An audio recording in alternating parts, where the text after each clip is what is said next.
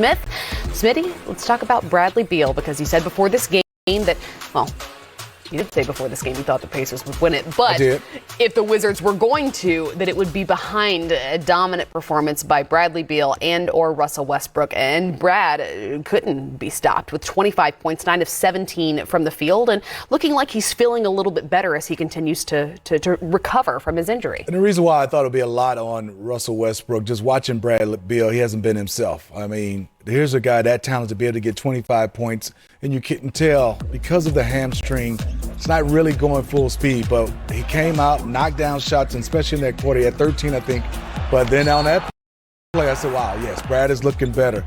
Give the defense a lot of credit for the Wizards, especially Alex Len and Gafford. Those guys played extremely well, but Bradley Beal, we all know he can score. Just happy for him because of a hamstring. That is a tough injury, Christian, whether he can push off, go hard, but he knocked down shots, played a very nice floor game, and an easy 25 points for the Wizards. That it is. And the Mountain Dew shot chart is the one we're about to take a look at right here. It, of course, is Bradley Beal, 9 of 17 from the field, as I mentioned. And I did have the chance to talk to Brad earlier in the week, Smitty, and asked him, you know, if you're not feeling well, what does that mean for this Wizards team? And then we went on to somewhat joke that even a perhaps 80% Bradley Beal, perhaps a 70% Bradley Beal, maybe even a 50% Bradley Beal is still better than about half the league. And he still felt pretty confident going into the play-in tournament, but also wanted to play in carefully and well in order to be able to make a playoff run. And he was, again,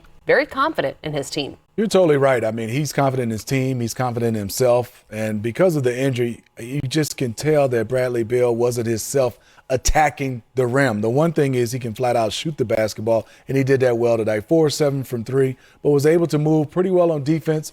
And I think also him and Russell Westbrook having that type of game, along with Hachimura, I thought he came in, gave them some relief, gave them some another guy that can make shots, and they just got rolling. And the Indiana Pacers, I don't know where were they today. They did not show up. I mean, they couldn't hit a shot. They weren't moving the basketball, and they couldn't defend. And the Wizards played faster. And when they play faster, they get more possessions, then they're pretty good. You mentioned Russ. He did have 18, 8, and 15, which if we were talking about anyone else, those would seem to be stunning numbers. But for Russ, you know that he could only get better from here. Yeah, and what I liked with his approach tonight wasn't knocking down the jump shot, a game against the Boston Celtics, but he took his size and saying, hey, right here, I'm going to use my side, my speed, and he's one of the strongest guards we've ever seen. Yep. I mean, look at this. This is an attack. That is Justin Holiday. And then also I love about him is getting out running, doing a nice job throwing the ball ahead. He gets the hockey assist, and that's where you can see the Washington Wizards are at their best. Again, rebound by Russ at the guard spot, pushing the basketball, observing. A good job by him is letting the play develop, then push the basketball fast so he can be in the lane of Hutchinson. Just got the basketball to him again. One more time now, put on a little speed, and then another burst of speed against Malcolm Brogdon. The great hesitation in the eyes. And then also for Russ again, you just love when he's downhill. This is not half-court basketball. This is breaks, semi-breaks, and he's surveying the defense and allowing the lanes and his bigs to run, and then he's getting easy dunks. And if you have Gafford, a big that can run with Russell Westbrook and Bradley Beal on the wing, it makes it easier. Then let's talk a little bit about this matchup with the Sixers. It's going to start Sunday on TNT, by the way. What do you think?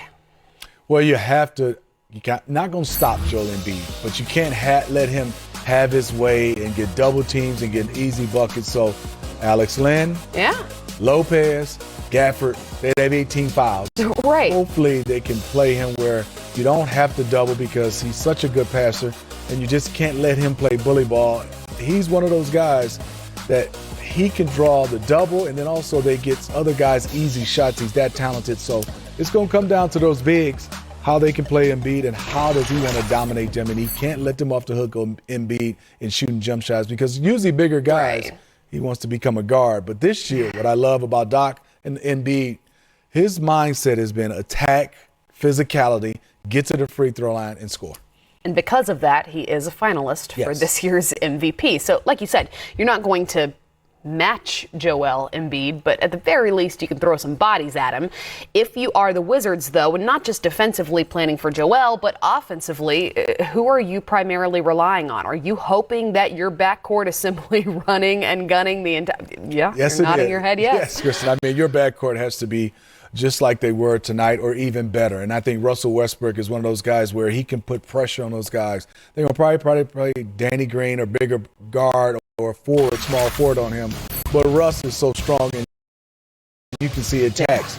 Somebody little, Russ turns into a power forward. And then somebody's big, he turns into a point guard with his speed and he attacks.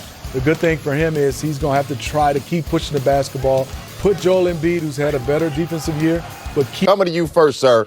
You're at the house. Feeling good. I know you were watching it with the kids and everybody around. Tell me what you thought about this big win and how the fact that we're on to Philadelphia. Bounce back game from Boston. Great effort team-wide. Throughout the entire team, they were playing together. They were attacking the basket. They were getting out in transition. The bigs showed up tonight. Davis Bertans even hit a couple threes. Overall, great performance. Now I want to see this exact same performance taken up to Philadelphia. I want to see this performance travel up to the city of brotherly love. This is what I want to see from the Wizards. Russell Westbrook doing his thing out there. Bradley Beal didn't even have to play in the fourth quarter, but you had Daniel Gafford showing up and showing up big on the defensive end. That was a huge key. Having 5 blocks in the game, but 5 blocks were all in the first half. Absolutely love his performance. Love what the Wizards did today. Guys, this was a fun game to watch. Tony Massenberg, you and I were not too far away from each other.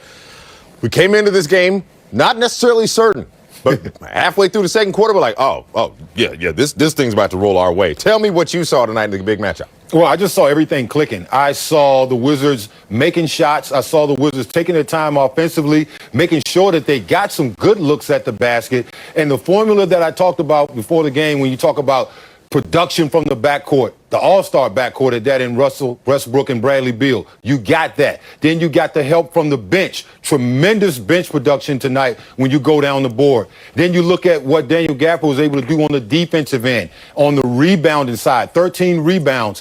I thought when Robin Lopez came into the game, I thought he was effective. He ended up with more points than minutes. So the Wizards played big on the block when they had to. They got production from people off the bench. I thought Raul Neto was great coming in, dropping 14. I look at the way Rui stepped up with his 18 points. I just thought it was a total team effort tonight by the Wizards with no real defensive lapse. Chris Miller, the Wizards 8-2 when being up by 10 at the half.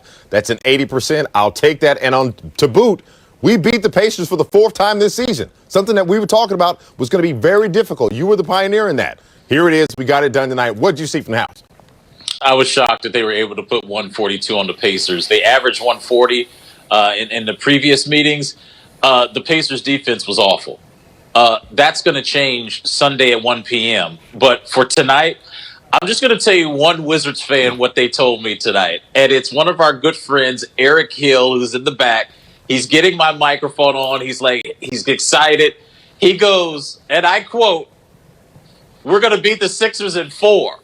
Fo, fo, fo." And I just was like, that's how Wizards fans should be reacting tonight. You come off a great win like this. I thought the crowd was in it. I don't care how many people were in there. They were loud. Yeah. And how about this, guys? In this play-in tournament so far, the home team has won every game. There is something to be said about the 6th person in the NBA. It matters. The fans matter in these arenas. And I'm sure any player that we talk to tonight will admit the energy level in there helped boost them. Guys, I was doing advanced Sixer scout with 10 minutes to go when they were up 30. That's when I tweeted it out. We're on to Philadelphia. This thing was over. They blew that team out. They lost all their confidence over there. And you want to give credit where credit is due? How about Scott Brooks, man? After that Boston game, he still stayed on message. Yeah. He said, I still believe in my guys. We're going to be okay. And Russell Westbrook, we knew this guy don't have 2 bad games. Nope. You knew he was going to come out determined in the beginning of this game, and I thought that set the tone, and Bradley was terrific per usual. That's what I'm talking about. Jason Smith, look at what Russ did tonight. 18 points, 2 rebounds shy of another triple-double on the season with 15 dimes. 33 minutes on the court, getting us across the hump into the playoffs. No more play-in, sir. You know, Russell Westbrook was just making it apparent that he wanted to get to the rim. He didn't care who was guarding him. He wanted to get to the basket, to get to the free throw line, in a nice little mid-range jumper. But getting out in transition is what he really does best because it's him attacking the basket, attacking an unset defense. You got to give credit. Malcolm Brogdon was doing a pretty good job, but when he did stop him, those passing lanes opened up right there as you saw Bradley Beal go up for that dunk. But the best thing that I like seeing from Russell Westbrook, he was having fun. He was smiling. He was getting everybody involved per usual. He loves playing against the Pacers. Like I said before, I want to see this translate up into Philly. I want to see it too. You know what we're going to have to deal with when we get to Philly, Tony Massenberg?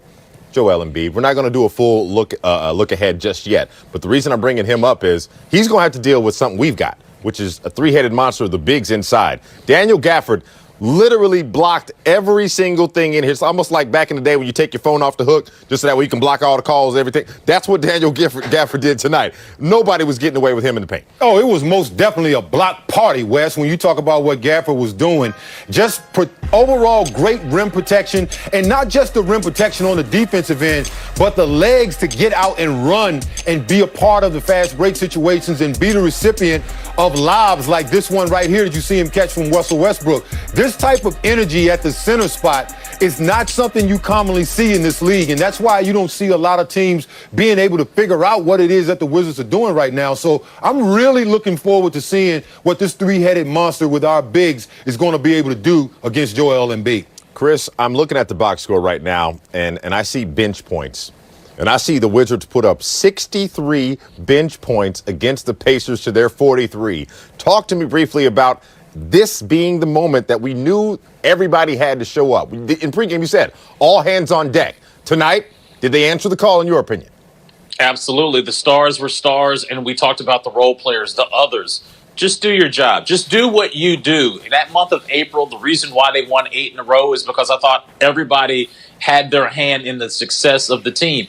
And tonight, you guys talked about the landlord. Rent was due. 5 get out of here's. I absolutely love seeing Daniel Gafford do that. But the others were just as important. I love what Ish Smith, Raul Neto, you name it. Whoever got their name called tonight did something.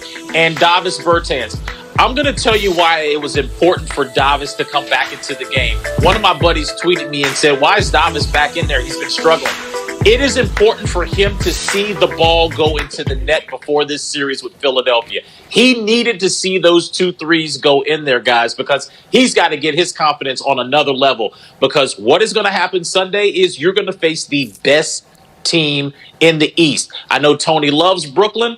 They didn't get the number 1 seed. Philly earned it. And I feel like everybody needed to get their confidence up, take advantage of Indiana, so you can go into Philly 1 p.m. on Sunday knowing that you're going to be in for a street fight, but at least you know your confidence is going to be up. I'm looking forward to this street fight. It's going to be a brawl, but it's going to be a pretty one. And Chris, you're absolutely right.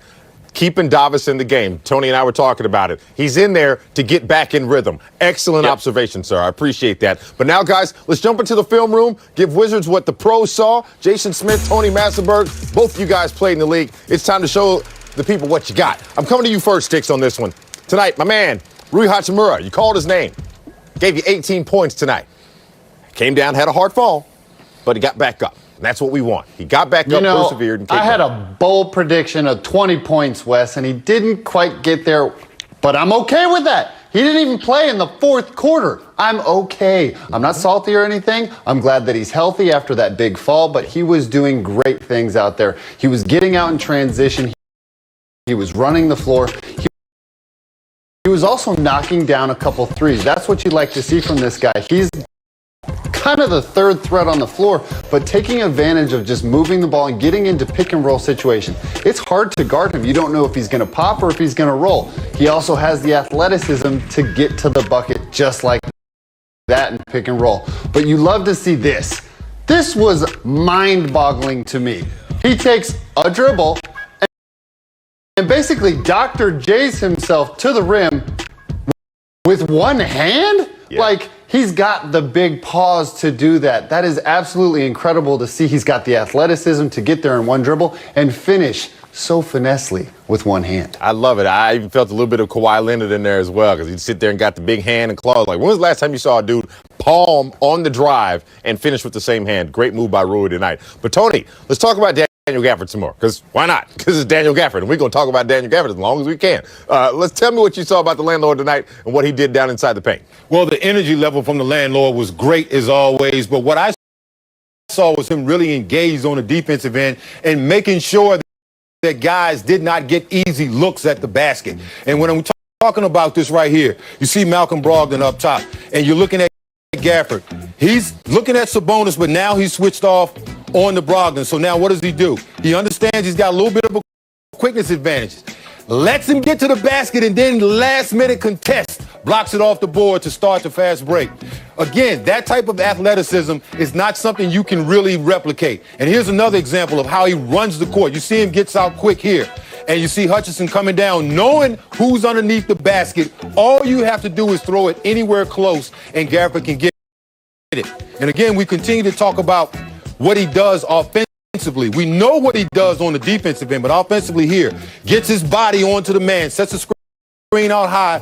Brad understands all I have to do is throw it up just a little bit, because you've got one of the most athletic bigs in the league in Daniel Gafford. And when he's engaged on the defensive end with that quick jump, is able to recover when he gets beaten, it makes the Wizards a lot better team defensively with this guy holding down the middle. And, Tony, to the point about the big men inside, when I think about the fact that we're going to be playing against Philly, we have an opportunity with these three guys to throw them three completely different looks with three different flavors. They're going to have trouble trying to figure out which one do they stop. Which one do you think, in your opinion, hopefully Sixers fans ain't watching too much right now, which one do you think is the bigger threat to the Sixers right now?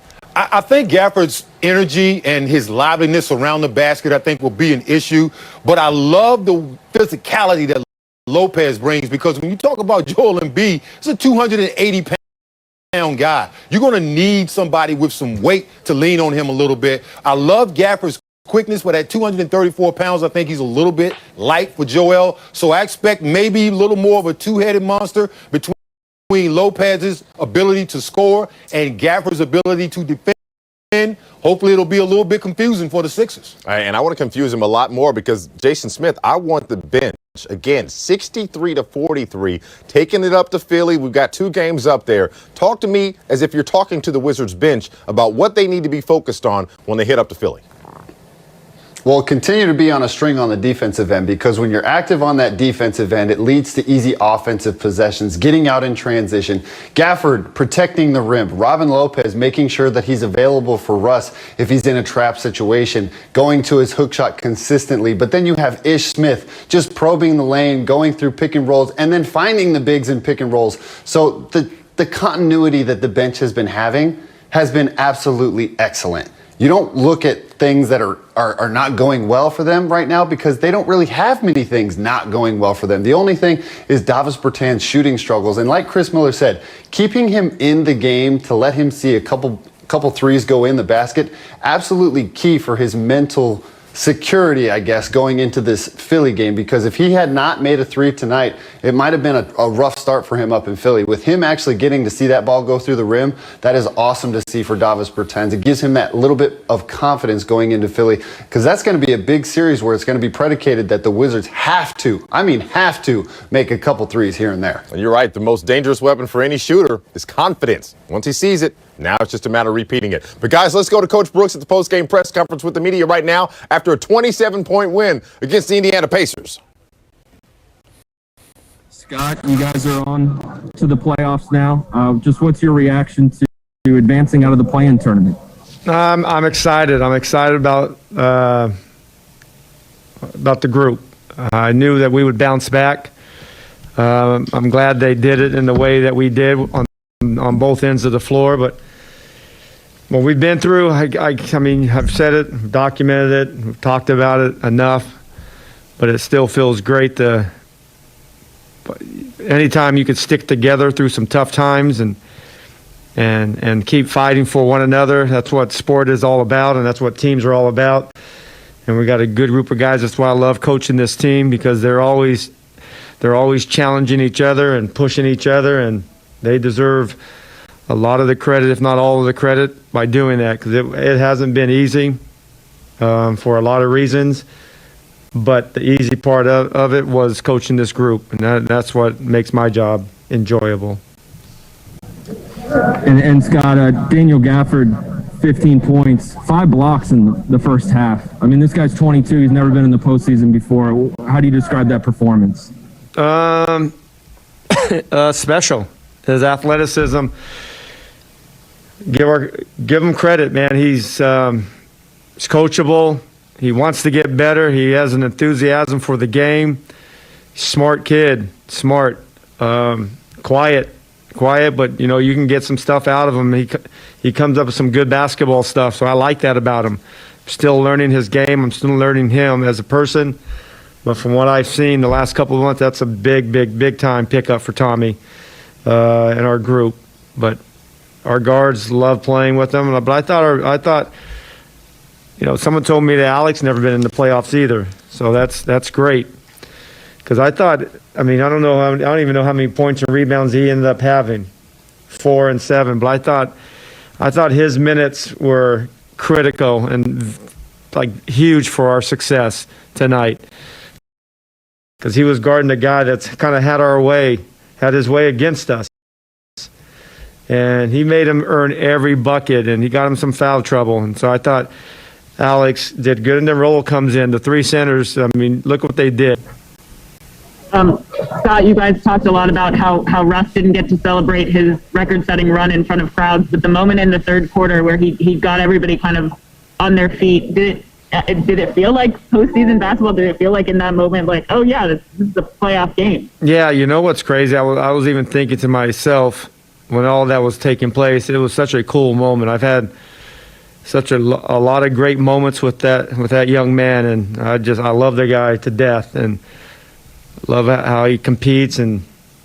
But I was thinking of that, man, that had to be the loudest 5,000 fans in an arena that I've ever heard, because there's a lot of, there's 15,000 seats are empty, but it was loud, and they were so enthusiastic throughout the game, and to see Russell doing all those things, and they appreciate it. And Brad had a moment of this game. It's really an interesting game, because about 8 or 9 of our guys had really big time 6 or 7 minute spurts and won the game, and that's what a team is about. But Russell and Brad, it was, it's great having fans. I'm not complaining because we only have 5. It would be great if we can have more, but those fans got their money's worth, and I'm sure they appreciate the work that this team has done and put in, and hopefully we made them proud during this run. Now we got a chance to play against one of the best teams in basketball, and we're excited about it. We know. Damn, baby.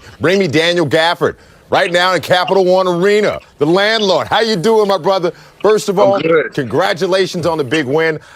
You know your stat line tonight, 15, 13, double-double. You had 5 big blocks in there. And if I'm not mistaken, it looked like you was taking it kind of personal when anybody was coming to your territory. Yeah, I about to say, I just have to protect home. That's my main thing. They brought me here for one reason, and that's to basically just protect the basket as much as I possibly can. And I came out and I did that. I came out and I did my job, and I just locked in on that factor because, they're a team that really just attacked the basket a lot, and just making sure that they weren't getting the easy points that they were trying to get, and the paint was just the main focus, really. And at the same time, just us trying to make sure Sabonis didn't go crazy too. Landlord, what's up, man? Congratulations.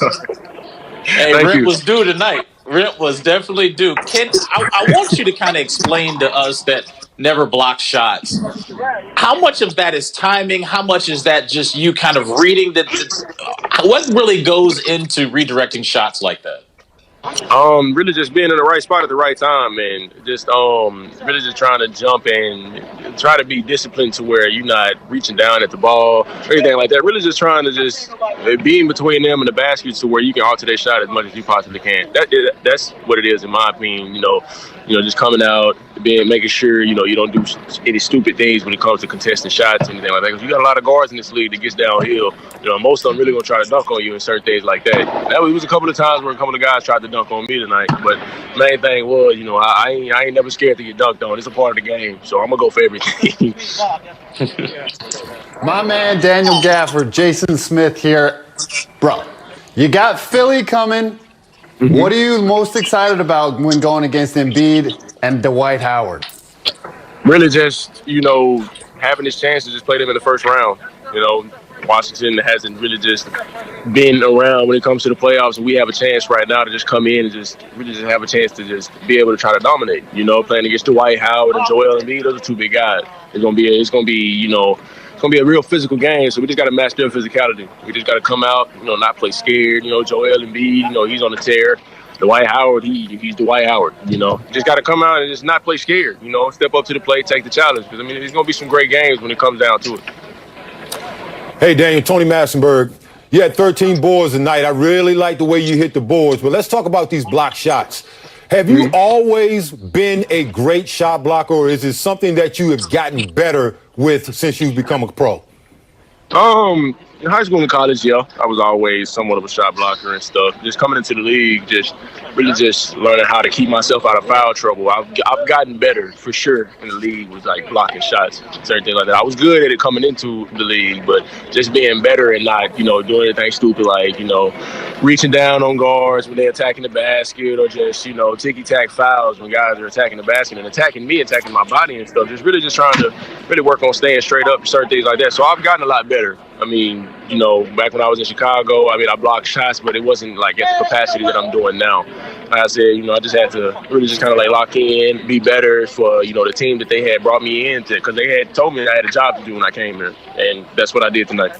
Well, you did your job, Daniel. We appreciate you, my man. Go home, get some rest, celebrate, and all that. You got to get ready to hit up to Philly, man. You already know what's up. Appreciate you, brother. Yes, sir. Yes, sir. Thank you. Thanks for having me. Thank you. Daniel Gafford, the landlord, doing a double-double with 5 blocks. Now it's time for us to get to the point. Brought to you by the personal injury lawyers at Greenberg and Veteran. Chris, let's get into it, my brother. I'm not even going to set nothing up. I'm just going to let you have the floor. Let's get to the point. Tell me what you saw tonight, sir. Well, I saw a big-time win and quality across the board when you just look at who was able to deliver. And now it's on to Philly. It's time to go up to I-95, Sunday, 1 p.m. Pre-game coverage starts at noon here on NBC Sports Washington. We're going to get it cracking. Now, let's get to the difficulties of this series. And I love you, Wizards fans, and for the last 14 years, I keep it real on here. This is going to be difficult because Doc Rivers has a team that is complete. I don't think they have any flaws.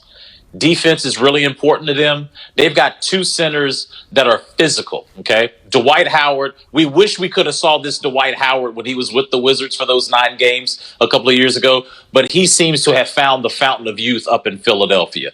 He is going to try to bully and dominate Robin Lopez. But I like the fact that the Wizards have 3 centers to put out there. But Joel Embiid is the key. Here's what has to happen. Gentlemen, this is the key to the series.